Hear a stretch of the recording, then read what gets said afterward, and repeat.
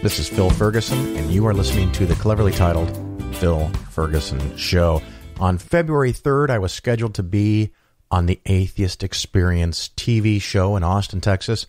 I will not be there. Matter of fact, right now, I was supposed to be on a plane from Chicago to Austin, but due to the super mega cold in the Chicago area, many flights are canceled, and including my flight. The options that were available to me were not good, would require a huge delay in leaving, and a simple 3-hour flight was going to become a 12-hour flight. And because so many people's planes got bumped, I didn't even feel like it would be certain that I would get on the new plane, or maybe they would cancel it a second time. So it just worked out that I'm not going to Austin. We're working on a new date somewhere, hopefully, when it's not minus 40 degrees in Chicago and planes can actually fly and not freeze. So not going to the Atheist Experience, which is good because I wasn't sure how I was going to get this show out. Maybe I was going to wait till next week, but now you're going to get it in about a week from the last show. So that's kind of nice. It's some good news, some bad news. Later in the show, we're going to talk to Shelley Segal, and she became very well known in the atheist movement with her album. I think it was just the Atheist album. She has a brand new album coming out, and we're going to talk to her, and we're going to hear one of the songs that's on the album. I think you'll enjoy the heck out of that. For Investing Skeptically, we've got a segment on mutual funds. What is a mutual fund? Specifically, stock mutual funds. What is an index mutual fund? The difference between growth and value funds. Some things like that. Some basic stuff. And I also have a little bit of a Betterment update a little later today, so you're going to enjoy that. Of course, there is the ongoing Patreon promotion, I guess, the new Patreon page for the Phil Ferguson Show, patreon.com/Phil. I am going to take every dollar collected through that platform, all the patrons and all the money they donate to the show there, from January, February, and March. It will be doubled by an anonymous listener. So if you guys donate $2,000, this listener will double it to $4,000, and then I will double it again up to $5,000. So if collectively everyone donates $2,000, an anonymous listener donates an equal amount, makes it $4,000, and then I'm on the hook to match that $4,000, and we can send a total of $8,000 to American atheists for the specific purpose of providing housing allowance, grants, I guess, to students to come to the American Atheist Conference in Cincinnati, Ohio this year in April. I think it's April 19th. So hopefully you can do that. Again, patreon.com/Phil. You do get the commercial-free version of the show. I've started putting a few commercials in, or at least I allow the Spreaker platform to add a few commercials in. Apparently, I have no control over what the commercials are, so hopefully they're not too painfully bad. Just a few of them in there. We're kind of testing that out, but if the commercials drive you nuts, sign up at Patreon. Only $1 gets you a commercial-free version, and it gets you the show a day earlier than everybody else. So if that's something you're interested in, go to Patreon. And I want to thank the many, many people. So many people have gone over to Patreon. I'm actually kind of surprised. I am delighted. Thank you. It is a great honor that you get enough out of the show to go donate $1 or more. Several people have donated considerably more than $1 per episode. So thank you so much for that. I greatly appreciate it. And we'll get into our 2 bonus Skeptically Investing episodes, and then shortly after that, Shelley Segal.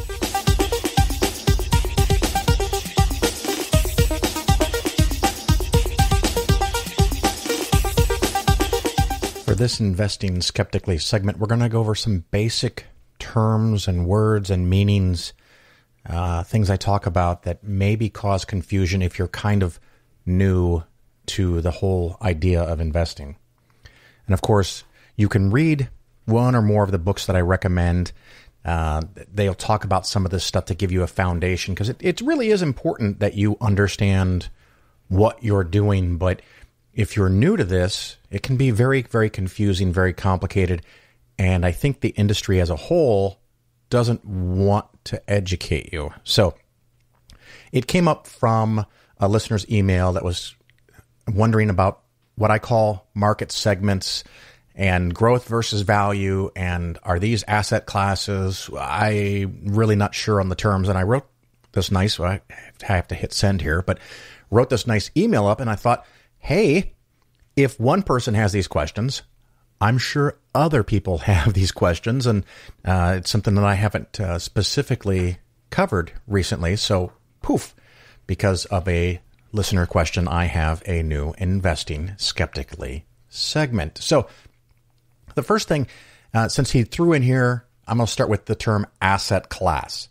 So asset class, I mean, a lot of this has no really finely tuned definition, but for asset classes, we might think of stocks versus bonds versus cash. So those are different asset classes. Now, within stocks, you can have domestic and international, and that could be, if you're in the United States, domestic is the United States, and international is often everything else. So, and if you're in Germany, domestic would be German stocks, and international would be everything else, but they're all stocks.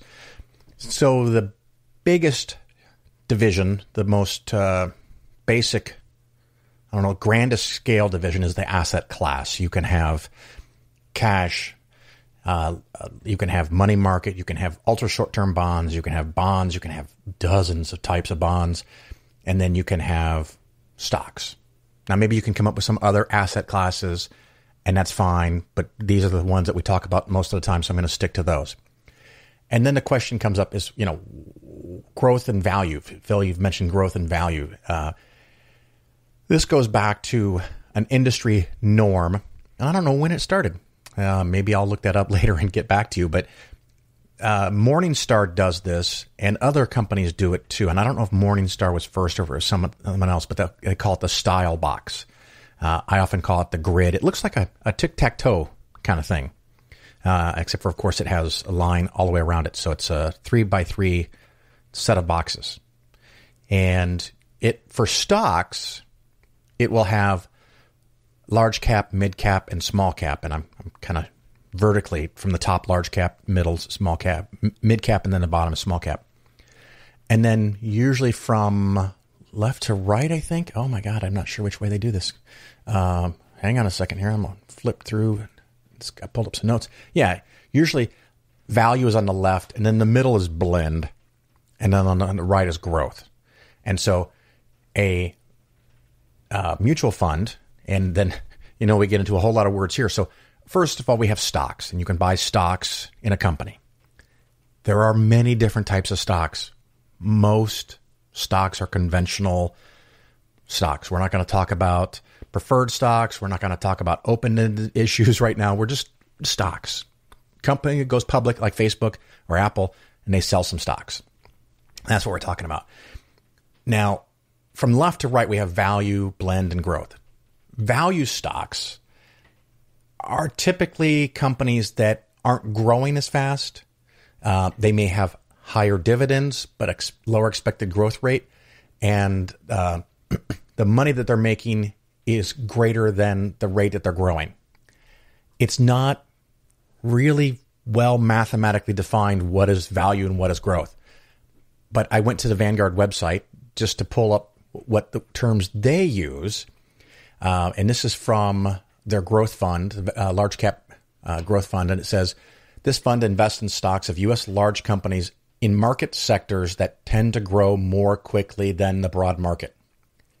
Okay, that's nice. The value fund of the same kind says this fund invests in stocks of large U.S. companies in the market sectors that tend to grow at a slower pace than the broad market. And then it adds in this little caveat, which often goes with this growth versus value debate, because all things being equal, why would you not want a company that's growing faster than everybody else, right? I mean, that's just kind of a no-brainer. And it adds this caveat. These stocks may be temporarily undervalued by investors. So each segment gets to put on a label, or has historically put on a label that sounds more nice, more marketable. Growth stocks are growing, and you don't want your other category to be not growing stocks because that sounds really sucky. So you say those are value, and those are stocks that may or may not be on sale because currently their growth is small. And sometimes growth stocks get ahead of themselves. And this is something I've talked about in the last year or two. You can have growth companies that go, and they're growing and growing and growing. And investors can get really, really excited about growth stocks.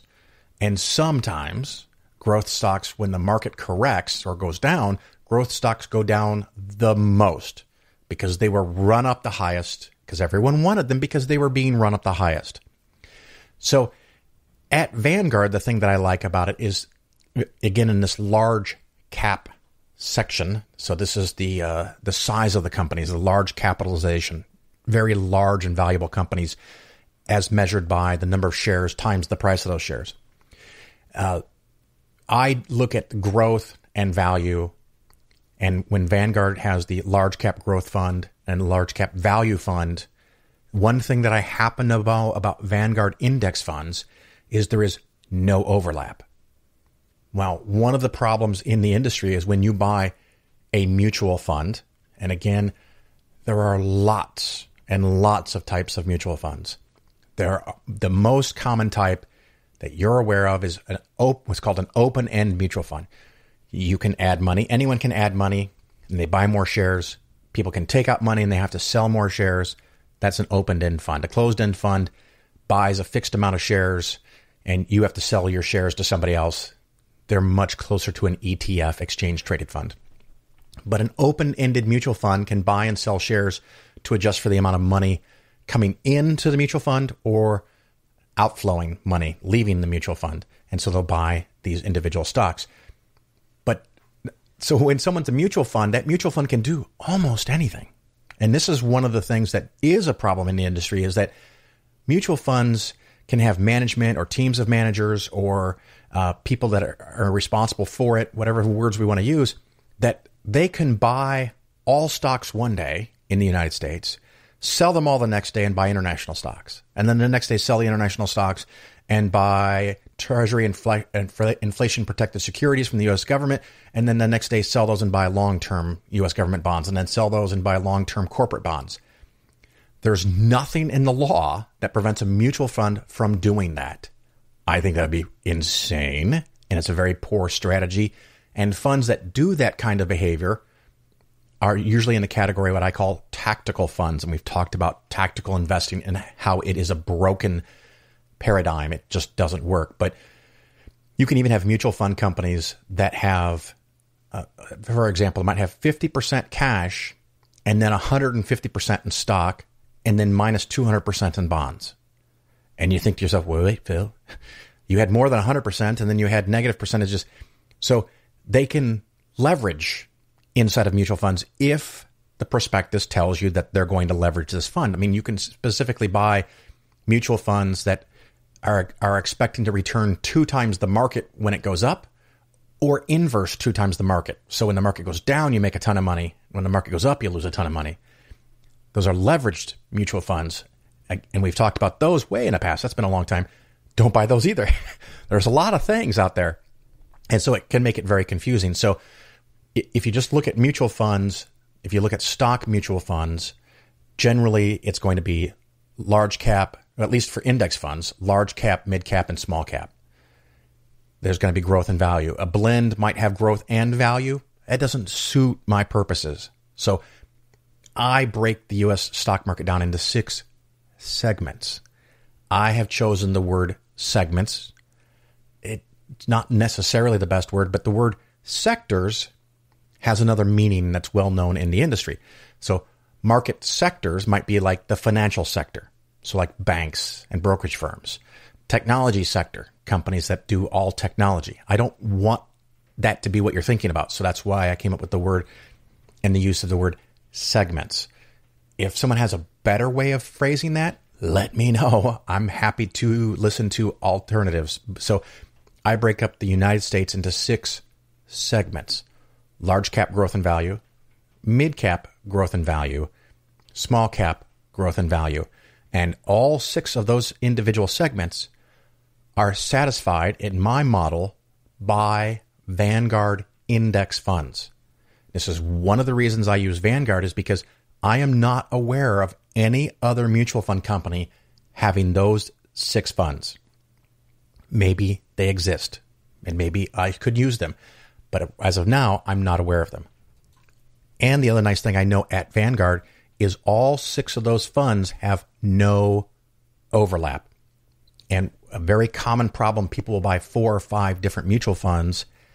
And if you get a tool, or if you look online, often you can find this with Morningstar, what are the biggest stocks in those funds? And you might have 4 different mutual funds, and all 4 of them have different names. Like one might be active growth, one might be moderate growth, one might be aggressive growth. Again, those words are pretty much meaningless. There's no regulation behind them. There's no consistency between what is a growth fund and an aggressive growth fund.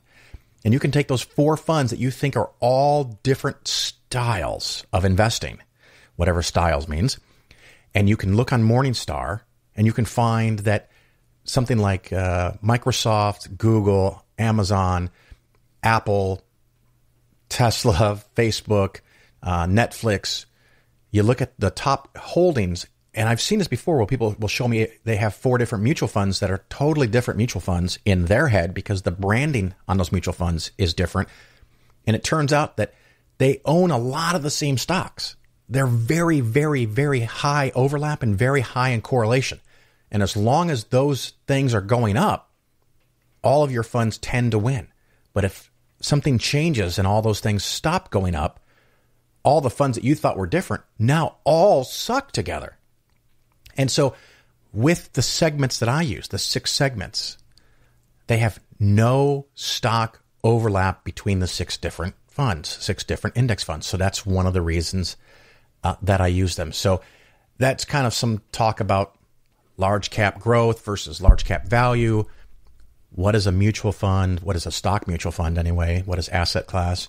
And hopefully that helps in some small way. Again, if you have more questions or follow-up, or if I said something wrong in my ramble here, let me know. My email, phil@polarisfinancialplanning.com. If you have questions or you want me to look at your individual portfolio, if I have the time, and I often do, but not always anymore, I can look at your portfolio. Do not send me a statement from your account, at least not first. Send me an email.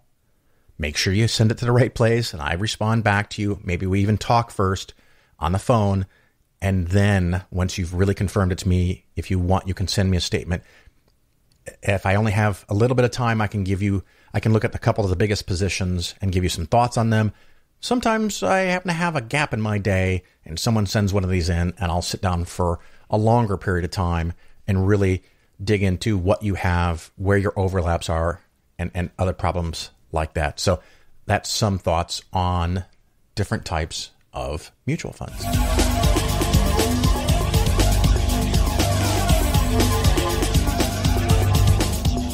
Today I have another Investing Skeptically segment. This is just a little quick thing, but it's an update on some of the topics we've talked about before. This is on Betterment. I've talked about Betterment some in the past, and I have a new update of something that I've experienced. I had a client transfer over, let's say, $120,000. They invested $90,000 in Betterment in a broad portfolio of ETFs, which are very similar to index funds, and they made some money over a couple of years. And so they put in 90, and they transferred over to me as a new client $120,000. Betterment did not, and apparently would not, send the cost basis data over to TD Ameritrade, so I couldn't see it. Now, what that means is that if you are in a taxable account, you have to maintain records of what you bought and when, so that when you sell something, you have all this data available to pay your taxes. In this case, when $120,000 showed up at TD Ameritrade and I wanted to sell those items and invest them in other things, it looked like the person had bought them for $0, and now if we sell them for $120,000, you have $120,000 in gains. The actual gains were about $30,000, but TD Ameritrade, the brokerage firm that Polaris Financial Planning uses, didn't have the data because Betterment did not send it. Now, I don't know if Betterment always does this or if it has problems with TD Ameritrade, but I don't have this problem with almost any other broker-dealer, mutual fund company. But in this case, we have an app. We have a brand new company that doesn't follow the standards of the industry. So this is a new problem that I did not know about before. So in this case, if I sold all this stuff and created what looks like a $120,000 long-term gain, the client might have to pay $18,000 in taxes at 15% for long-term gains. So 120,000 times 10 is 12 plus another half, 6, 18, $18,000 in long-term taxes. So what we had to do, what my client had to do, was go back to their Betterment account, which thankfully was still opened, and find all of the purchase and transaction history since they opened the account to when they closed the account or moved the money out. And I had to make a big fancy schmancy spreadsheet and figure out what the cost basis was on everything they bought using the size of the purchase, the number of units, the price bought on that day.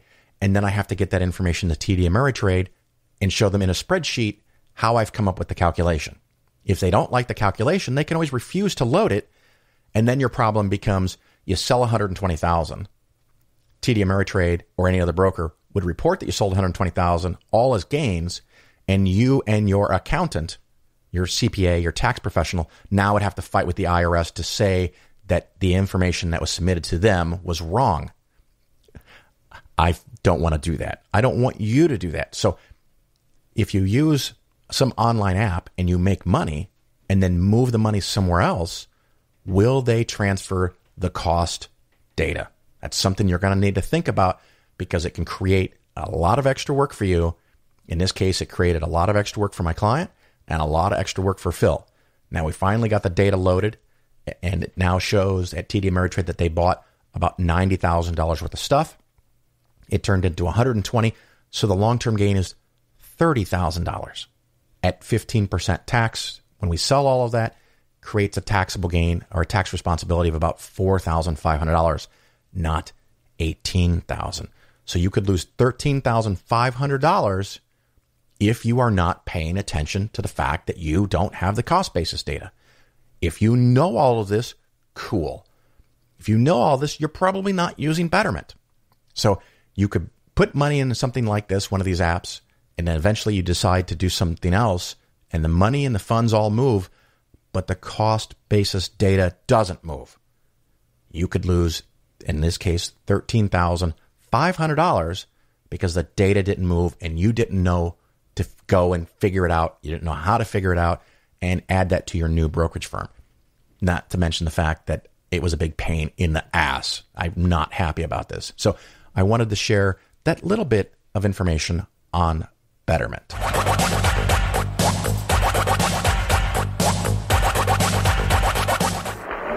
Reverend Mesa, Reverend Rock, I'm grateful for your generous invitation to state my views. While the so-called religious issue is necessarily and properly the chief topic here tonight, I want to emphasize from the outset that I believe that we have far more critical issues in the 1960 campaign. The spread of communist influence until it now festers only 90 miles from the coast of Florida. The humiliating treatment of our president and vice president by those who no longer respect our power.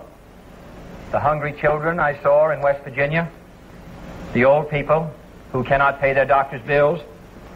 The families forced to give up their farms. An America with too many slums, with too few schools, and too late to the moon and outer space. These are the real issues which should decide this campaign. And they are not religious issues. For war and hunger and ignorance and despair, no religious barrier. But because I am a Catholic, and no Catholic has ever been elected president, The real issues in this campaign have been obscured, perhaps deliberately, in some quarters less responsible than this. So it is apparently necessary for me to state once again, not what kind of church I believe in, for that should be important only to me, but what kind of America I believe in.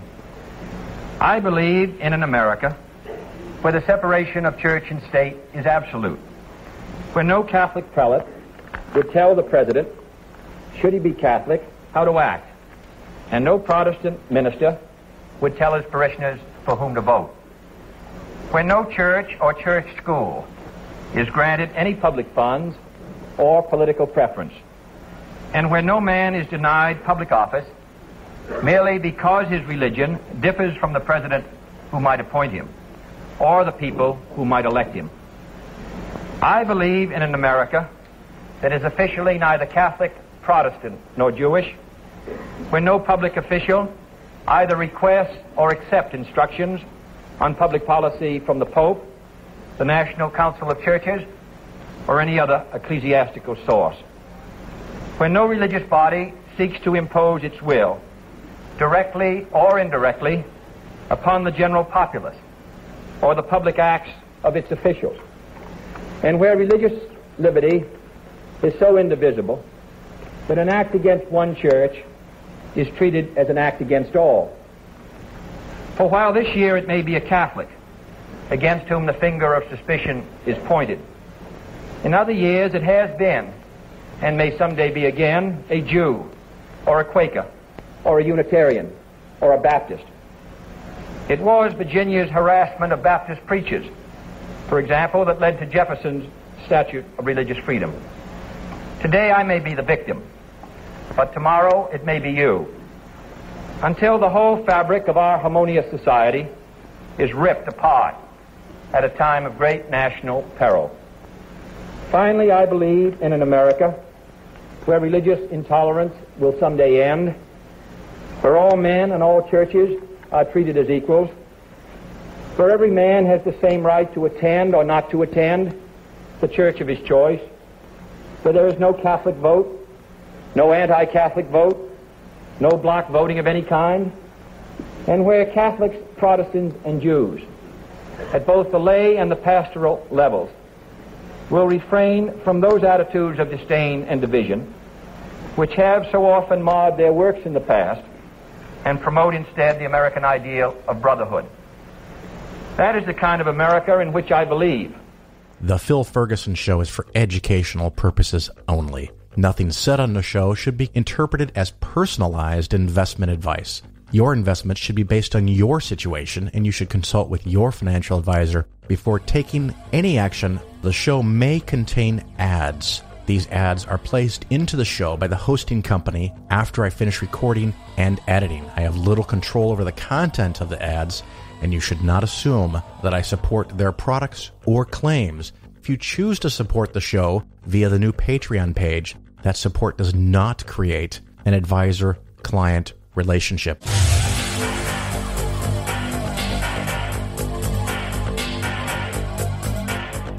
All right, everybody, welcome back. With me now, I have Shelley Segal. How are you? Good, thanks, Phil. How you doing? I am fantastic. And, of course, you've been on the show, but it's been a while, which is I know. Which is good and bad. Actually, last time I was on the show, I think I was on the road, because I remember talking to you from a hotel room. Oh, nice. Are you on the road now? You're not. No, I'm just about to go on the road, but I'm home, which is nice. So. And I don't think we've talked since this happened. You moved. Yes, I am a resident of California. I live in Los Angeles, and I'm very happy being here in the U.S. And for the people who've never heard of you, which is really sad, you used to live in Australia, is that right? Yes, that's correct. For a moment there, I was thinking New Zealand, but I'm like, no, you don't have the New Zealand accent. No, I can't do it either. And you know what? Even if I broke out into it, probably no one would be able to tell the difference anyway. So yeah, that's kind of funny. You know, it's more important if you're there because you can hear the difference. But speaking of moving to California, I'm curious. Are there any new slang or words or phrases that you're picking up in the United States that would never come up in Australia? Well, it's funny because we get, a lot of the same movies and television shows. So there's certain slang that you do pick up, but I feel like maybe Australians are sort of like, I don't know, different ones stick at home for longer than what stick here. So like, we still say sweet, Okay. and I think people think I'm like stuck in a 90s movie. Yeah. when I say that. But here, yeah, so like, but then I'll pick up ones here that maybe aren't that cool anymore. I don't know. It's funny. Now my friends here say dope a lot, so I've picked that one up. I'm pretty much a chameleon. I just copy whoever I'm around. So I've been copying my friends You and picked their up the slang. word dope? Yeah. Okay. Like, oh, that's dope. Like basically instead of sweet. Yeah. I'm with you. Yeah. Have you are you regularly using woke yet? Woke? No. I'm a late adopter for technology and words. I've still never like typed lol. Like, I just can't. I'm so glad there are emojis now because I got to skip the lol period and could go straight to just a laughing emoji. Well, the one story I loved, I had a friend who was on a business trip in Australia and didn't plan enough time to adjust to the time change and had gotten there and had to go to this meeting. Oh, no. And in this meeting with like 30 people, he said something. He said, oh, yes, that's what he said. He said, sorry, I'm really tired and my fanny is dragging. And What? The entire room lost it because fanny means something else in Australian, does it not? Yeah. Well, yes. Yeah. Okay. So the listeners, we're just going to tease you with that. You're just going to have to research it yourself. But it created quite a laugh, and he's just standing there, and all these people are laughing hysterically, and he's like, I'm too tired to even figure out what the hell just happened. But there's another one here where that has a connotation for us, like a sexual connotation for us that isn't here, and that's the word root. Root, like a base of a plant?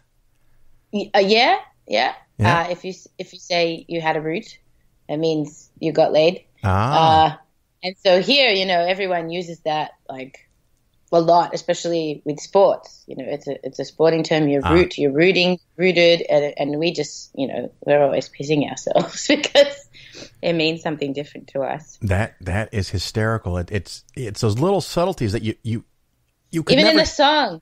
What's the song? Root for the home team. You don't win. That's good. I heard a stand-up comedian that was talking about earrings and nose rings, but the one that we put on our hand, we never call it fingering. Fingering. because that means something else. I said, "Oh, I was so happy we got engaged, and my new fiance was fingering, or with this finger ring, I thee wed, or something." But anyway, so you have a new album coming out. Yes, I do. And what is that called? That album is called Holy. Holy. And actually, I'm really excited. This is, your podcast is the first podcast I've been on to talk about the new release. So thank you so much for having me. Well, it's my pleasure to be your first in many occasions. Because when I had a blog long time ago, I think I was the first person to write about you at all. Oh, cool. So, yeah. And so the new album, again, is called Holy, Holy?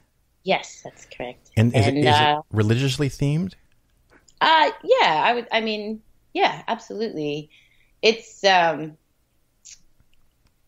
the front cover is me as a goddess. So I'm sort of, That's with that not much name. of a stretch, by the way.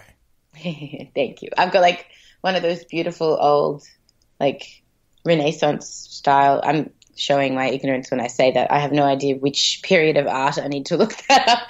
Those beautiful golden halos are from in that religious iconography. So one of my friends and collaborators is a fine artist, and she's studying in Italy. She's incredible. She's done my last 3 album covers, and so she made me this beautiful golden halo for the front cover.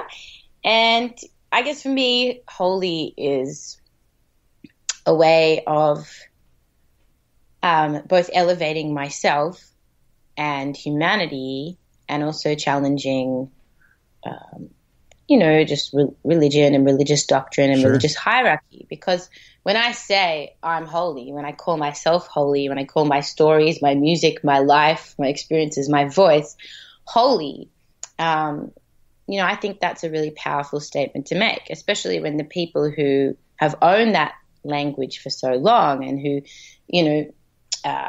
religious leaders or religious adherents who get to define for us, what is holy and what is sacred. This is sacred. This is untouchable. This is above. And you humans and you women and you non-believers and you whoever it is that, that era, you're below.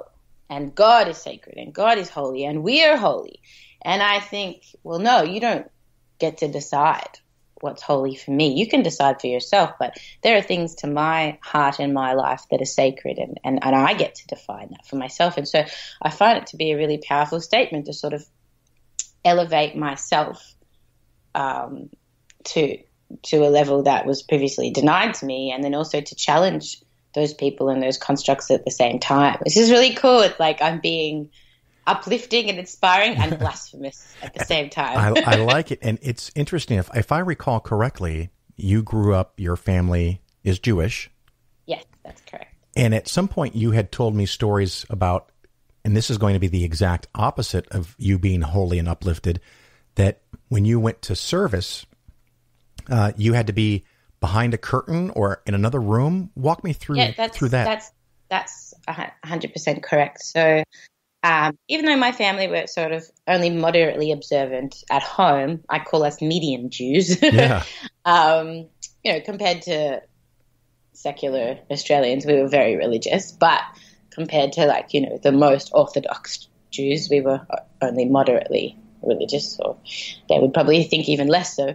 But we went to an Orthodox synagogue. And so at the synagogue, we had gender segregation is practiced. So during the service, so out the back, we were a bit more modern in that when you finish the service, you could go and have a meal and sit together. Wow, but in the service, the women would have to sit upstairs, sit separately, and if you couldn't make it upstairs for whatever reason, you could sit up the back with a curtain in front of you called a mechitza. I love when people say, oh, it's a symbolic separation. I said, it is symbolic, but it also is a literal curtain. It is still there. It's not just a symbol. And as a woman, I wasn't allowed to sing unaccompanied. My brother and my father would be called to the bima to sing from the Torah, with this great honor of leading the congregation in song. That was not allowed to me. I wasn't allowed to participate in my religious community or my religious expression, in that way, which at the time, was pretty upsetting because I did take it very seriously and I really believed and I worshipped and it meant a lot to me. And so to be denied these things was really upsetting. And it did feel like you were being made lower. And it's always explained to me by women in the tradition or men as well, it's not that you're less, it's just that you're different. Or, all these reasons why there's the difference and why it's not inherently sexist or degrading to women. But there's nothing you can say. So in a prayer group is called a minyan, and you need a minimum of 10 men, like a quorum of 10 men, for the prayer group to be able to say certain prayers. So they're always, this synagogue, we have a small community in the city, they're always trying to get 10 men there, because if they don't get 10 men, they can't do the proper service. And it's like a mitzvah. It's a good deed as a man to go and make sure that you're, providing that extra person so that they can do the prayer session. Women do not count. You could have 9 men and 1,000 women, and it doesn't matter. You cannot. Sorry, ladies. And I think all that stuff is pretty degrading. There's other things that I found really offensive and frustrating and upsetting. Actually, recently, you've got me talking about this. Talk about. Go for it. But so in Australia, it was really interesting recently. I think for secularists, there was an interesting story that was going on where, so we have Jews have like their own sort of court arbitration system. Okay. That, and I think it would exist. I think it exists here as well. It must. And I think Muslims have this as well. They have like, I can't remember what it's called. Hadiths. I have no idea with Islam. That's pretty bad. But for Jews, it's called the Beth Din, and they basically function as a paralegal, as a what's the word? Concurrent.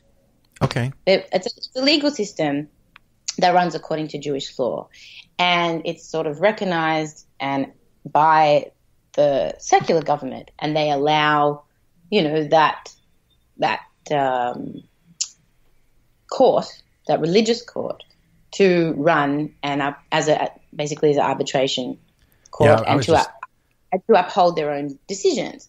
And so essentially it allows in a secular society for people to follow a different legal system and for that to be upheld by the secular legal system. And sometimes that is, in certain courts, religious arbitration, sometimes that can be really negative where, maybe according to the tradition, women don't inherit,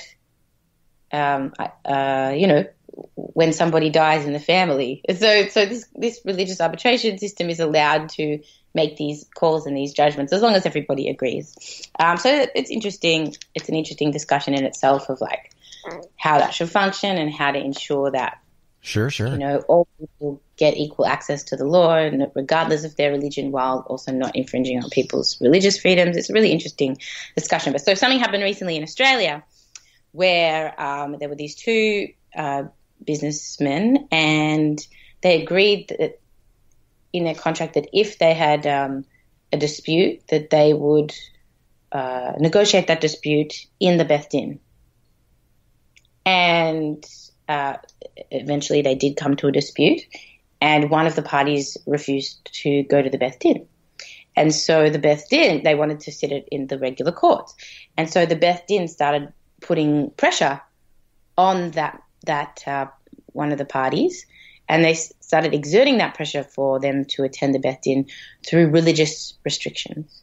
So they weren't going to let them, that honor I was talking about in the synagogue before. They were saying, they would deny that honor of being called up to them, to that party and to their family members as a means of exerting pressure for them to run the dispute through the court. And it was very interesting because the Australian courts found the Beth Din in contempt of court for doing this, saying that, you can't restrict somebody's access to the courts. And it's being appealed. But it's a very interesting case, that talks about religious freedom in Australia. And I think people are so, used to cases here. It was interesting reading about. I'm not aware if that actually happens in the United States, but it might just be because I'm ignorant and it goes on and people agree to it. And it seems like one of those things, it seems so simple that if everyone agrees, what's the harm? Yeah, exactly. But the harm is that you have two legal systems and one is not overseen by the laws in the majority of the population and can have very, very different consequences. So yes, and also one of them sort of has a hierarchical structure that puts certain classes of people lower than others, and has inherently sexist and unfair laws. So yeah, the reason I brought this up, that was a long distraction, but I think an interesting story. Yeah, so I remember reading about this, with a lot of fascination, and then listening to them, certain people in the community, criticize what those leaders were doing to that gentleman. They were saying, you're restricting important social and religious privileges, and to restrict those is just such a, it's such a crime. It's such a horrible thing to do that. And I thought, am I allowed to swear on this show? I encourage it. I thought, fuck you.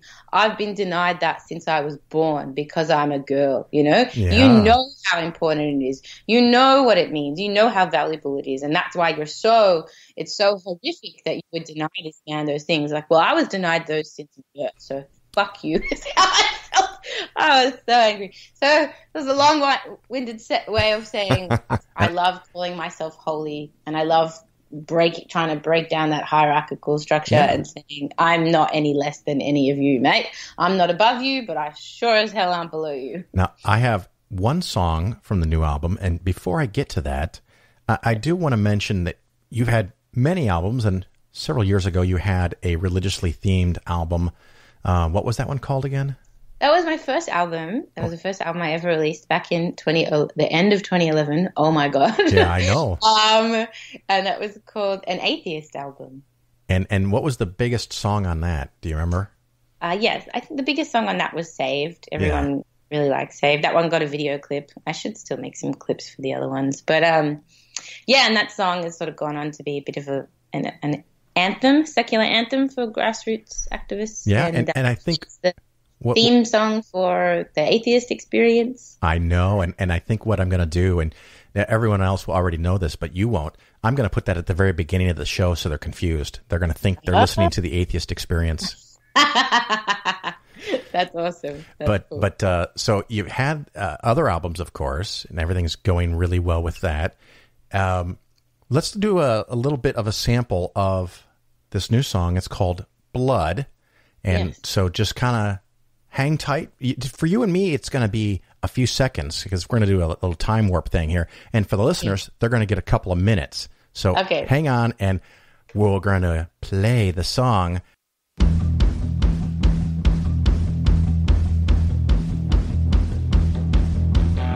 I see the blood spill if I spill mine. Will I feel better? Will I feel just fine? Oh, blood. Yeah, blood, blood, blood, blood. I see the blood spill if I spill mine. Will I feel better? Will it feel just fine? Oh, blood. Yeah, blood, blood, blood, blood. It flows through our veins. How can something that makes us the same be used as something to divide? It flows through our veins. How can something that makes us the same be used as something to divide? Blood, blood, blood, blood, blood, blood, blood, blood. You see the blood spill if you spill mine. Will you feel better? Will you feel just fine? Oh, blood. Yeah, blood, blood, blood, blood. You see the blood spill if you spill mine.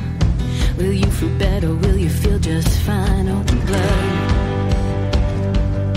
Yeah, blood, blood, blood, blood. It flows through our veins. How can something that makes us the same be used as something to divide?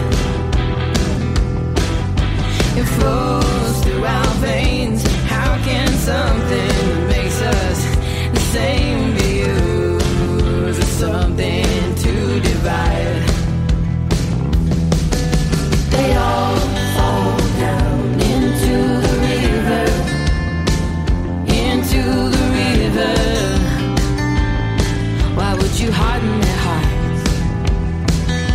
They all fall down into the river, into the river. Why would you harden their hearts? I see the blood spill if I spill mine. Will I feel better? Will I feel just fine? Oh, blood. Yeah, blood, blood, blood, blood. It flows through our veins. How can something that makes us the same be used as something to... All right, Shelley, that was Blood. And what are you trying to accomplish there? What's the theme? What's the message? Well, I'd love to tell you, but really curious, if you don't mind being put on the spot. I'm really curious what your thoughts are. Like, what you took from it. I haven't really got to hear from anybody yet. It's brand new. Well, of course, I mean, it is talking a literal, the blood flowing through the veins, and of course, how can something that flows through all of us separate us? But so it's getting from, we all share blood, but yet there's distinctions in our blood or in our skin color or in our religion that force us to separate from each other. And if I recall correctly, was there like a little hint to Moses in the water? Oh, I'm so happy you got it. You're my people.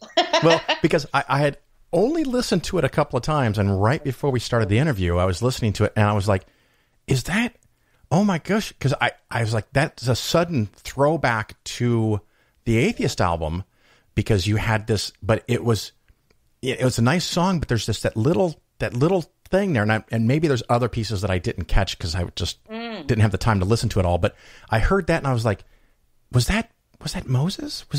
So that's what that was?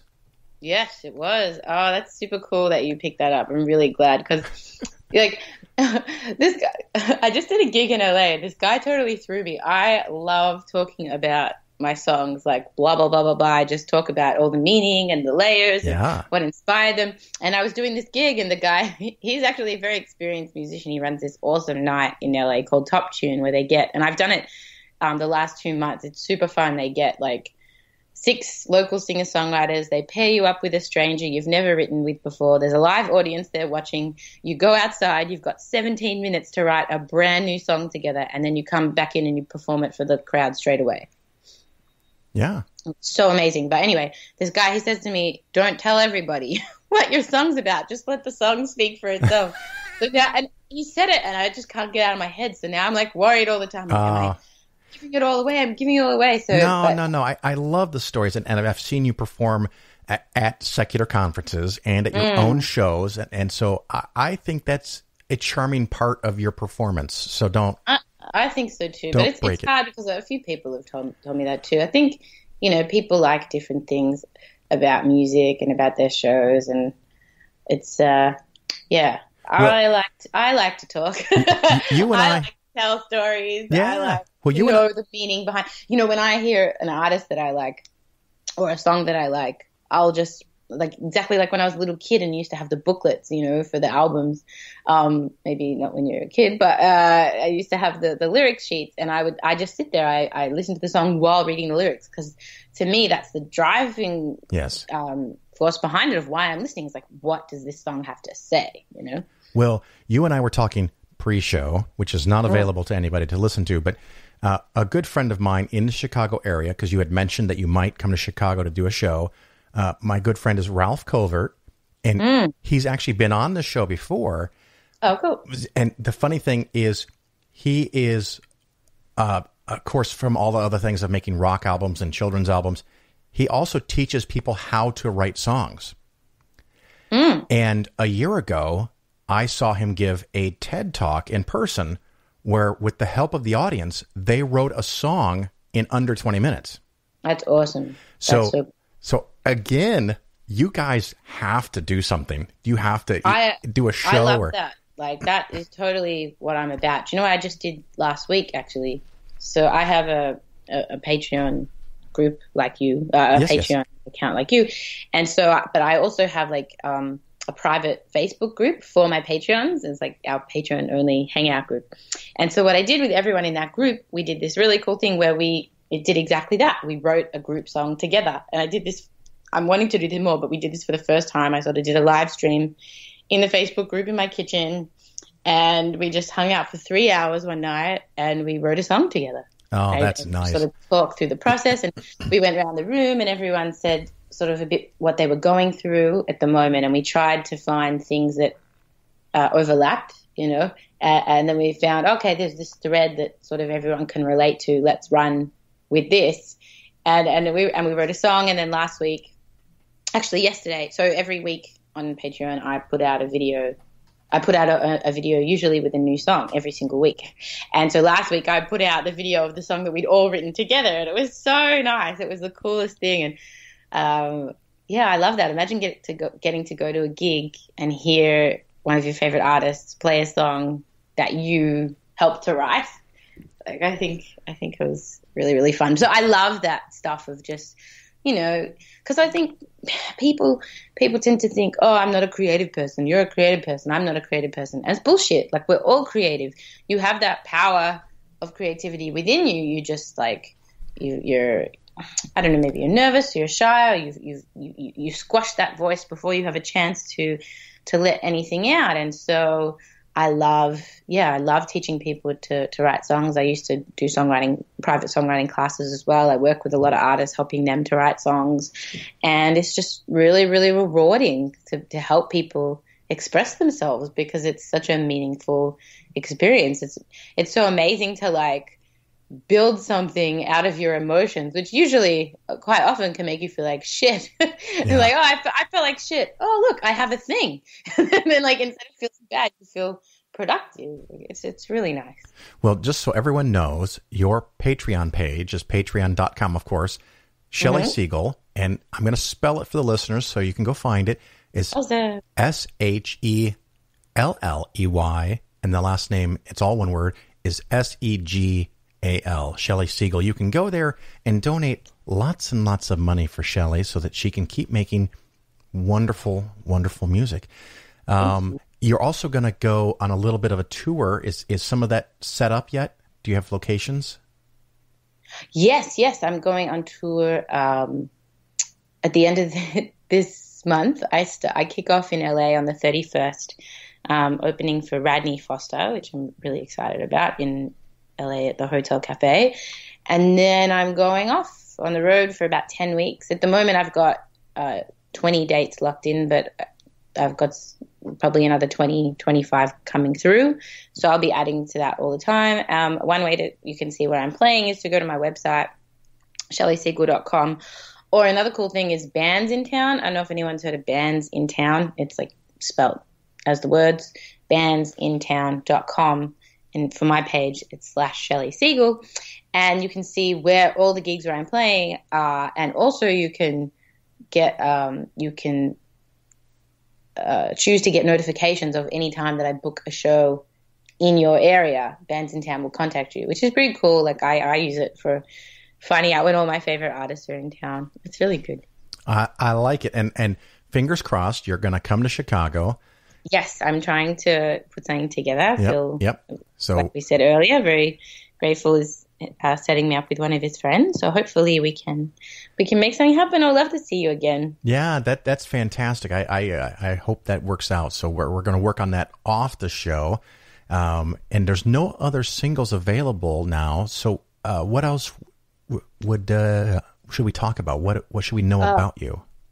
Well, I guess I'll tell you a little bit about Blood. So the cool thing, this album is available now for pre-order, wholly. Well, it's an EP. It's only 6 songs, so it's like it's very common these days for artists to do EPs because albums will just put you out of business. Yeah.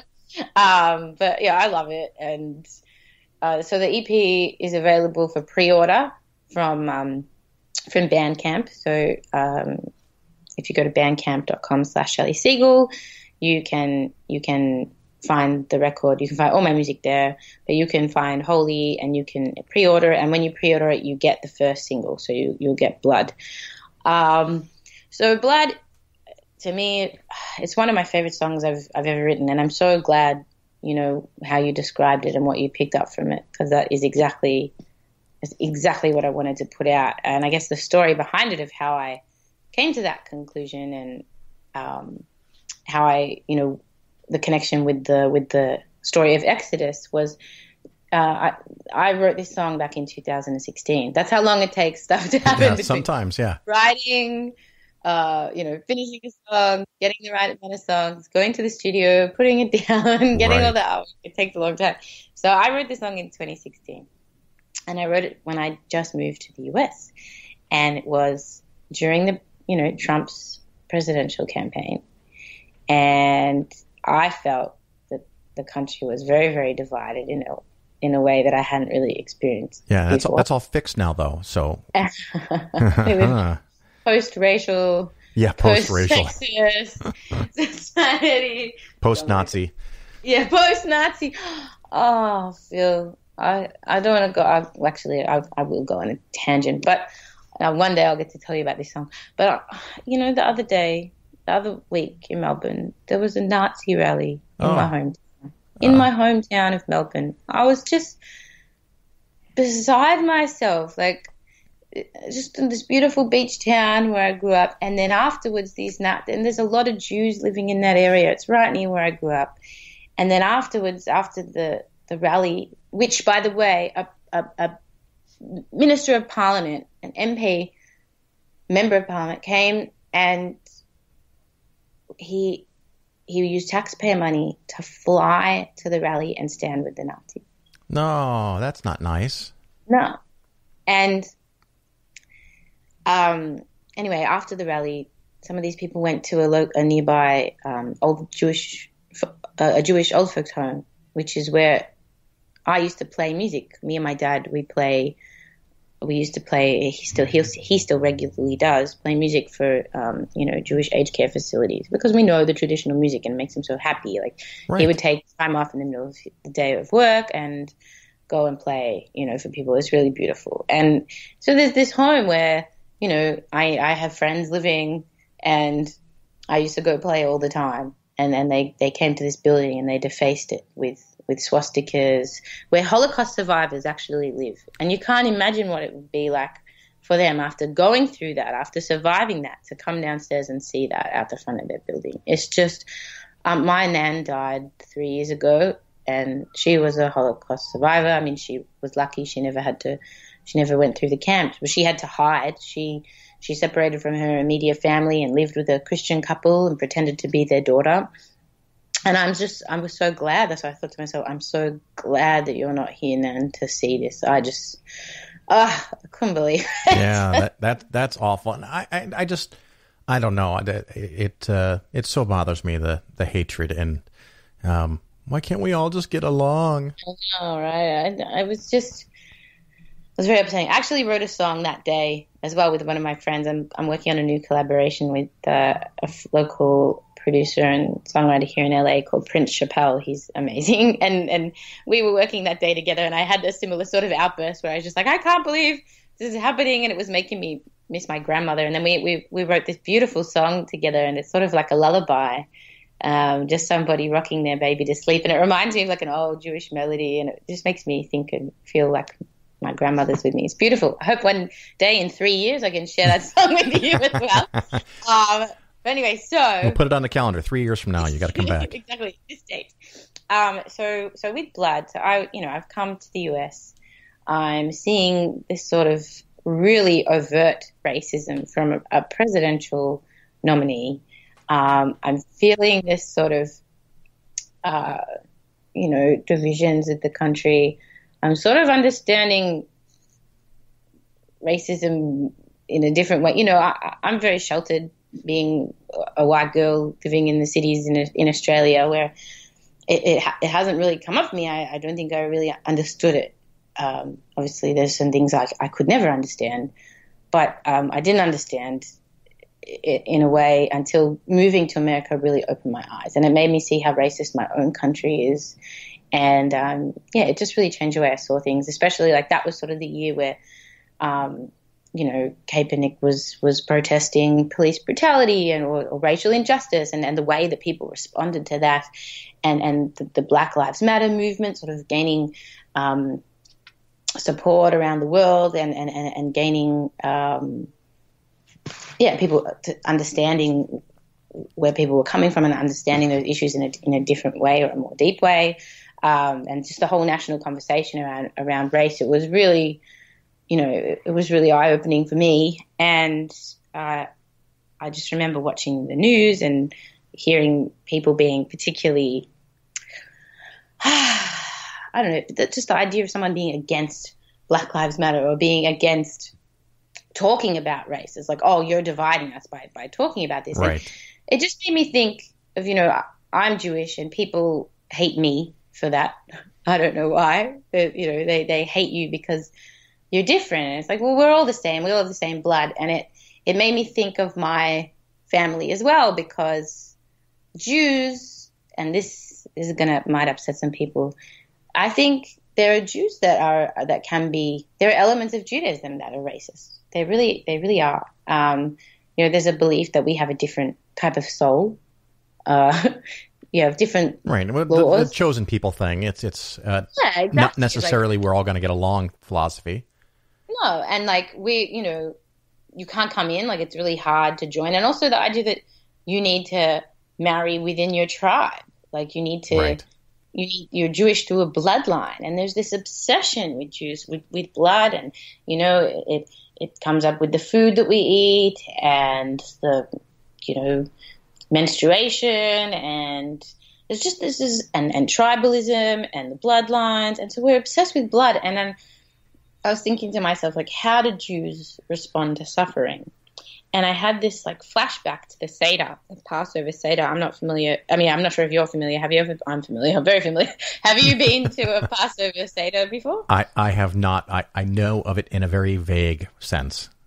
Well, it's basically the Last Supper. That's what I love telling Christians, like, the Last Supper. The Last Supper was a Passover Seder. Jesus was having he was right. So it's what we do is we have this annual, as Jews, we have an annual retelling of the story of Exodus, and it's very ritual-laden dinner where we take turns going around the table reading the story of Exodus, and at different points in the meal we say different prayers, we eat food symbolically. There's we eat this sort of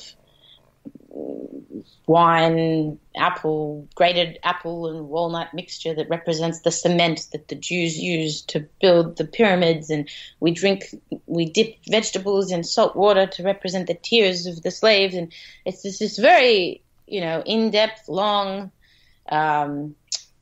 symbolic, ritual-laden evening that we do, and sure. It's quite intense. And so I went back to this in my mind, and I remember there's this one part in the Seder, which means order. That's the translation is order. There's one point in the proceedings where we remember the suffering of the Egyptians, where we talk about the 10 plagues and the story of the 10 plagues. So for anyone that's not familiar with the story, the Jews were enslaved in Egypt. Apparently, they built the pyramids. Last Jews to build something for a while. Right. But, that's I'm allowed to say that, right? You can. Yeah, and it gets into. Told me I'm not, but I think the whole thing of hardening the heart. Yes. So Moses went to the Pharaoh and said, "Let my people go. Let the Jewish people go." And Pharaoh said no. And so God decided to bring plagues against Egypt, and they brought the plague of blood and frogs and locusts and wild animals everywhere, and then after each plague, Moses would come back to the Pharaoh and say, "Will you let them go?" And at some point, I can't remember if it was for every plague or at what point, it says that God hardened the Pharaoh's heart, so he made him say no. And so Pharaoh said no, and then the next plague would befall on the Egyptians, until eventually it culminated in the worst, the 10th plague, which is the death of the firstborn. And so God hardened Pharaoh's heart. He said, no, I won't let them go. And then God unleashed this plague where an angel of death came to every house except the Jews, who had used, lamb's blood lamb's blood, sacrificial lamb's blood on their doors so the angel would know to pass over, and killed the firstborn of every family, including the Pharaohs. And then after that, he let everyone go, and they escaped. They crossed the Dead Sea. The army came after him, and then the Dead Sea closed over the Egyptian army. And so it's a cool story. Yeah. And so what we do at this point where we retell the story, we think, we must remember the suffering of others. We must remember the suffering of the Egyptians. So we take our cups of wine, and for each plague, we dip our fingers in our wine, and we take a drop of the wine and we put it on our plate. So we say, we're taking away from our cup. We are spilling our own, spilling this wine so that we don't get to enjoy it, to remember them. And then we sing through the plagues in this sing-song chant sort of way. We go, blood, frogs, something, wild animals, darkness, darkness, the death of the firstborn. You like sing it in this bizarre way. And I just remember, and I was thinking to myself, it's a nice idea to remember suffering, but does that, is that just, it's a symbol and it's beautiful, but how does that affect us in our day-to-day lives? And what does it mean when we're singing about children being killed in this sing-song way? And what does it mean when we worship a God who allowed this whole thing to happen in the first place and actually is responsible because he hardened Pharaoh's heart? So there's all these stories, all these little symbolic ideas that sort of didn't sit right with me, and so I worked them into the story, and I actually started the song "Blood" with that chant of going blood, blood, blood, and that's how I made the song. Yay! Yeah, was a very happy-go-lucky blood song. Exactly. Well, I was just thinking that next time, maybe if you do that again, for every plague you do a shot. And since you're in Southern California, you can do it with tequila. You definitely feel the suffering next day. That is some proper suffering. Very good. Well, Shelley, like I said, hopefully we'll work out something and get you to Chicago, and people can go to your page again, Shelley Segal. Is it .com? Yeah, ShelleySegal.com. That's too easy. And of course, the Patreon page, they can go and become patrons of you. And I can't wait to see you again in person. And of course, thank you so much for being on the show again. Thanks so much for having me. I promise on my Patreon videos, my explanations are not as dragged out. Oh, it's all good. Thanks again, Shelley. Thanks for having me. Bye.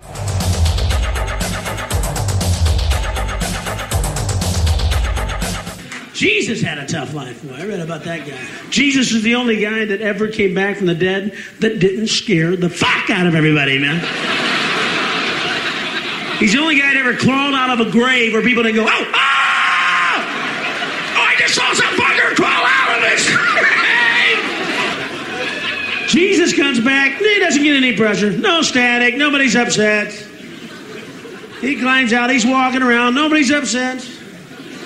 They can eat with him and everything. It's like, isn't that guy dead? Yeah, but he's real stubborn, man. He won't accept it. Pass the butter. What are they staring at?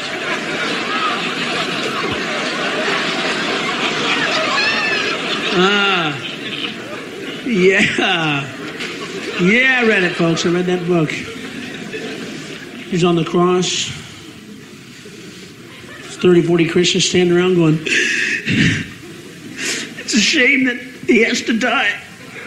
And Jesus is going, well, maybe I wouldn't have to. Somebody get a ladder and a pair of pliers. I don't know if Jesus has actually spoken in an audible voice to anybody in about 2,000 years, folks. I think his last words may have been, oh, not the other, oh, you jerk, oh.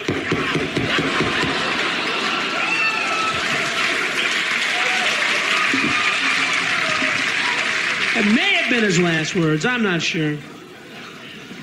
Yeah, people say, you think Jesus is coming back? Sure. What's it been, 2,000 years? Boy, I sure don't want to dampen anybody's optimism here. It's only 2,000 fucking years. Yeah, he's coming back. He's going to do game shows. We're going to go, Jesus, this is your life. Remember this noise? All right, don't tell me. Give me a second.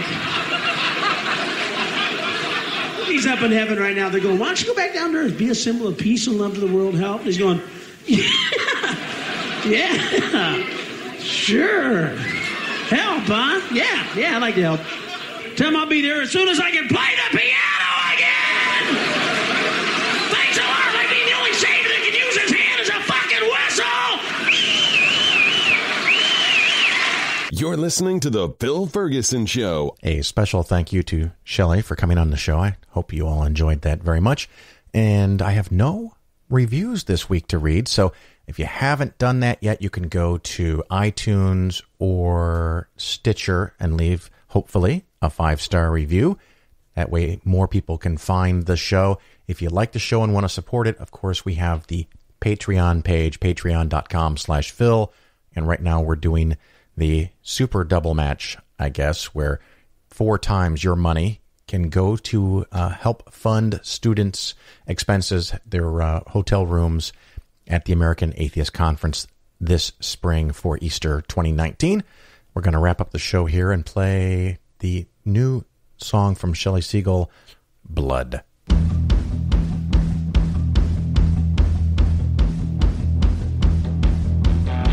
I see the blood spill if I spill mine. Will I feel better? Will I feel just fine? Oh, blood. Yeah, blood, blood, blood, blood. I see the blood spill if I spill mine. Will I feel better? Will it feel just fine? Oh, blood. Yeah, blood, blood, blood, blood. It flows through our veins. How can something that makes us the same be used as something to divide? It flows through our veins. How can something that makes us the same be used as something to divide? Blood, blood, blood, blood, blood, blood, blood, blood. You see the blood spill if you spill mine. Will you feel better? Will you feel just fine? Oh, blood. Yeah, blood, blood, blood, blood. You see the blood spill if you spill mine. Will you feel better? Will you feel just fine? Oh, blood. Yeah, blood, blood, blood, blood. It flows through our veins.